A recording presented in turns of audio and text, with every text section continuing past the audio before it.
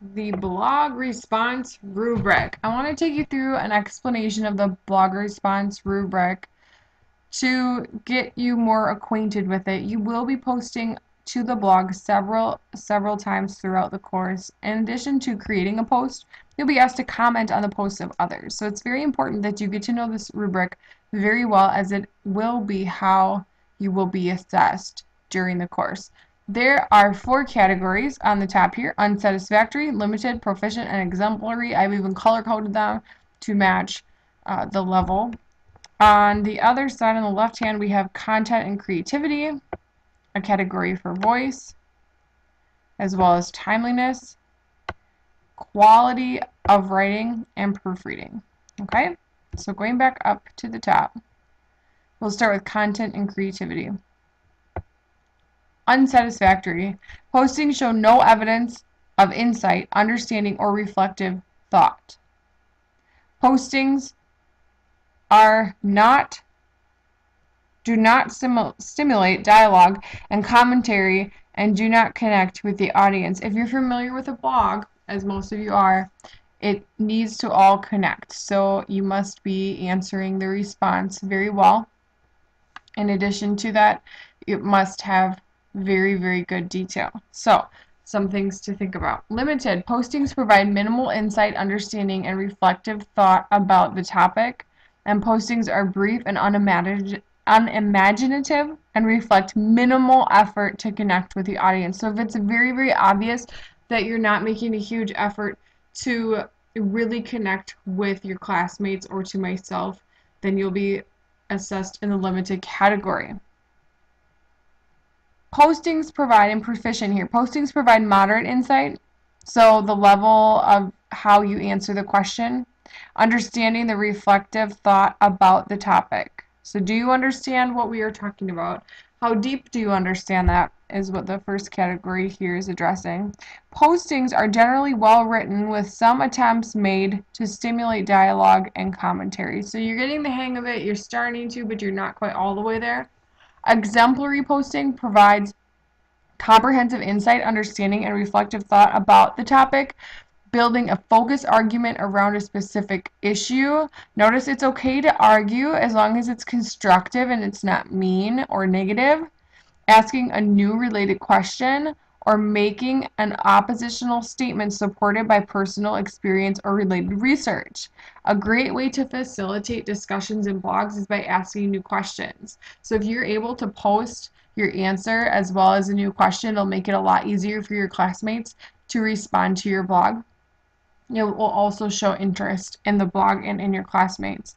The next part there is postings are creatively and fluently written to stimulate dialogue and commentary. All right, so that's content and creativity. Moving down to voice. Postings do not reflect awareness of the audience, and it's difficult to identify the author's voice. Postings do not reflect the author's personality, and word choice does not bring the topic to life. So any postings that are really dull, postings that don't sound like you, postings where you're totally off in terms of who you are speaking to, where it's obvious that you're not sure who you are speaking to. In the next category here, we have postings are written in a style that does not fully consider the audience, and the author's voice is difficult to identify. Postings reflect almost no personality, and little attempt is made to effective word choice to bring the topic to life. Next category here, postings are written in a style that is generally appropriate for the intended audience, and an attempt is made to use a consistent voice. Postings reflect a bit of the author's personality through word choice that attempt to bring the topic to life. Okay? And then the best one here, this is what you'll be striving for. Postings are written in a style that is appealing and appropriate for the intended audience, and a consistent voice is evident throughout. Postings reflect the author's unique personality through expressive and carefully selected word choices that bring the topic to life. So really making use of those vocabulary words that we use in our English classes. Next one is timeliness. I can't even stress the importance of timeliness in a blog. The limited category, then the lowest one, does not update blog within the required time frame. Updates the blog when reminded. So if I had to send you an email to remind you, or a private message, or post to you saying, don't forget, you have to write on this blog, which may or may not happen always. Updates blog when required, so only when required to do so. And then the high category here updates blog as often or more often than required. So this would obviously be that you're into the topic and that you care and have several insights and things to say. The last category then, quality of writing and proofreading. Written responses contain numerous grammatical, spelling, or punctuation errors. The style of writing does not facilitate effective communication. So if you're being very careless with your typing skills, typos are included in this as well. I know that it's very, very, very common on a Facebook type situation to not be using proper grammar or spelling or punctuation. And although My Big Campus really does mimic the look of Facebook, I understand that might be your go-to gut reaction to not be using proper conventions, but I have to stress you will be graded on this, so you'll have to make sure that you do what you need to do to get that to be grammatically correct, spelling is correct, punctuation is correct. I would suggest for spelling, maybe copying and pasting it into a Word document to double check. Things like that would be totally accepted. Next category, written responses include some grammatical or spelling or punctuation errors that distract the reader. Next category, written responses are largely free of grammatical, spelling, or punctuation errors. The style of writing generally facilitates communication. Okay, and a written responses are free of grammatical, spelling, or punctuation errors. The style of writing facilitates communication very, very well. So to give you a breakdown in terms of like a grade, obviously this high category in the exemplary range would be your A posting.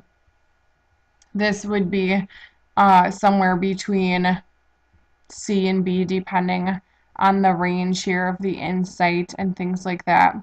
Limited postings could be like your lower C to D, and unsatisfactory. Honestly, I'll probably ask you to redo.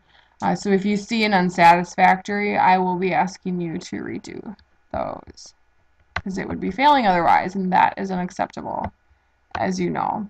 So this is the rubric for blog responses. I know it might take a few to get in the hang of it and to really see how it works out. I would also like you to take a look at the attachments on this bundle about the good, the bad, and the ugly blog responses. That'll give you an even better idea on how I would assess. So I'll show you a really awesome exemplary example.